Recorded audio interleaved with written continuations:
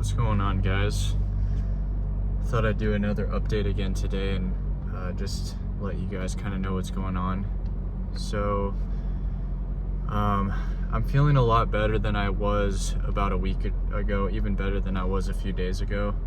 I feel like I've gotten to a place where my emotions and my mind feel a little bit more grounded, and I'm not in fight or flight mode as much.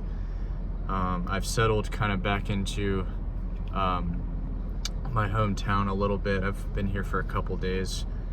Still very much kind of in a transitional period, but I have a place to live right now, so that's already a huge step above where I was.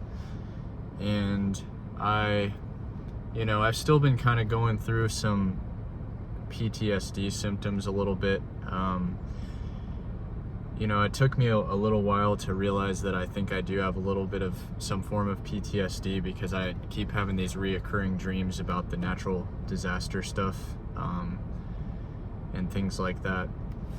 But the good news is I'm dealing with those issues, and I've been talking to a therapist, and that's really been helping. And I've also started reading a lot again. There's a book I really like called The Art of Happiness. You've probably heard of it, but it's it's not by the Dalai Lama, but it's about the Dalai Lama.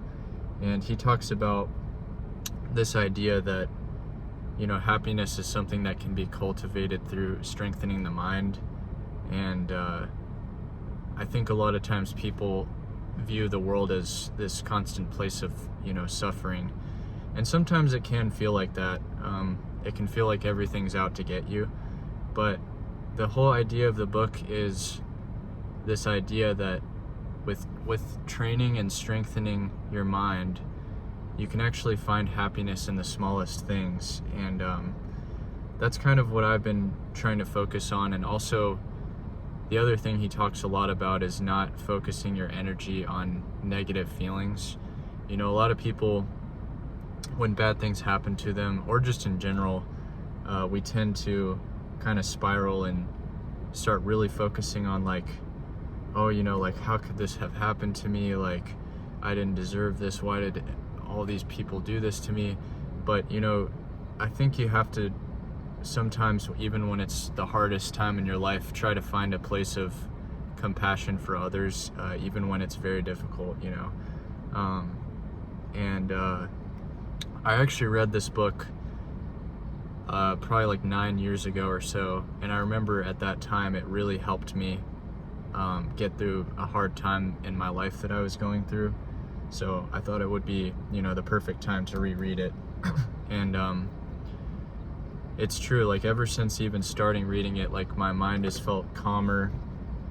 And I'm sure that's not the only reason. It's probably also just time kind of, I feel a lot more relaxed. And obviously being in my hometown too has been relaxing, because I know this city really well, and the weather is much nicer than where I was, so that's been nice. I'm by the ocean too, so very calm kind of environment. But I have also been working on my career stuff, but I'm kind of trying to take that a little bit at a time. After everything that just happened, I really didn't want to just jump face first into just only doing career based stuff, because I think then I would actually be ignoring the emotional and mental barriers that I need to break through. So I am doing some of that, but I'm not doing it all day or anything like that. But on top of all that stuff I mentioned, I also have a lot of friends here, so that's been really helpful to start to connect with some people. I'm actually going to be meeting up with a friend tonight. But really, above all, I've been trying to not dwell in the past. A couple days ago, and even a little bit of yesterday, I was having a lot of trouble not dwelling in the past, but it really doesn't do any good to just keep trying to analyze something further that you already know all the information about, or even dwelling on the future too much. It's like, it's not doing us any good to not be living in the present, is my opinion. But and yeah, it's kind of hard because like sometimes I feel like it does still feel hard, the separation with my ex-partner, and even just leaving the city that I was just in. But I think I've come to a better place about it, where I'm just kind of like, that chapter is over, and I don't have any control over what happens in the future other than myself. So it's, no matter how much I marinate on it, or try to make sense of things, that's just kind of that right now. So as far as the addiction stuff goes, though, that's been going better than it has in a long time. I've almost been 1 month clean, and I've noticed that my mental health and also like my emotions have really started to stabilize a lot over the past couple days. Even in moments where I've felt like kind of anxious, I feel like I've gotten through it faster than I did before, and I feel like I'm dwelling less on it. And energy levels have been a little bit better. I've been getting slightly better sleep. I'm still just trying to focus also just on the pyramid of like, the essentials: exercise, eating right, and sleeping. And those things might seem simple, but sometimes it's really hard to make sure you're doing all of those things correctly after you've experienced something like this. And I've been eating pretty well, exercised, not yesterday, but the day before.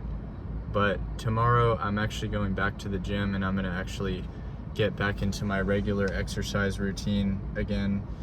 And it might be a little rough getting back, because I had to take a couple weeks off from like my regular routine. I did work out like here and there, but it was definitely not what I was doing before. So I'm kind of anticipating I may have a little setback with working out, but once I get back into the swing of things, I'm sure it's not going to take me that long to get back to where I was, and then even beyond. So sleep's been pretty good. Sometimes certain nights are better than others. I've definitely been having like a lot of bad dreams recently, which hopefully that settles down after a while. I think that just might happen for a little while after all this, but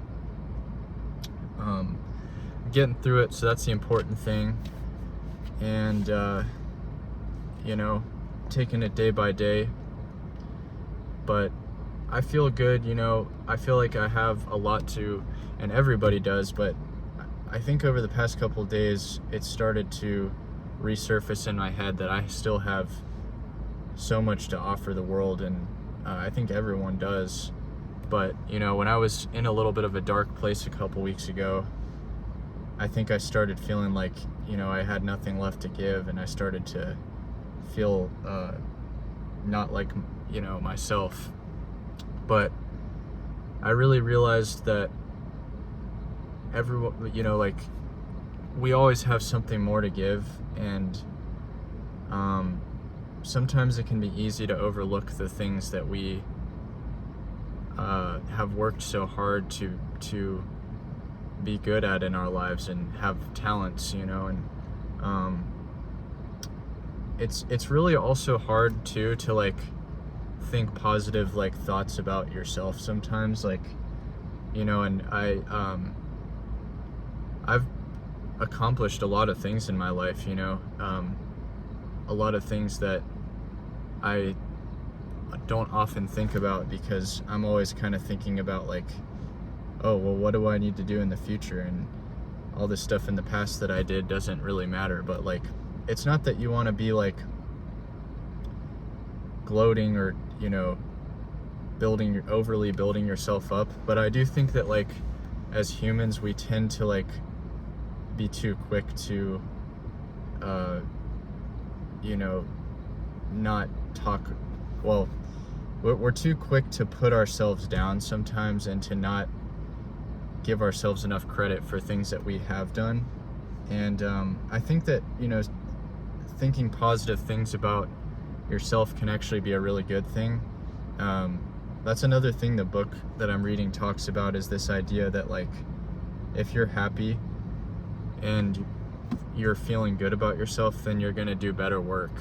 And that's a really important thing to remind yourself, because you know, you might be doing a lot of work, but if you're not really happy doing the work, or if like you're not happy or feeling fulfilled in your life otherwise, then it doesn't really matter like how much work you're doing.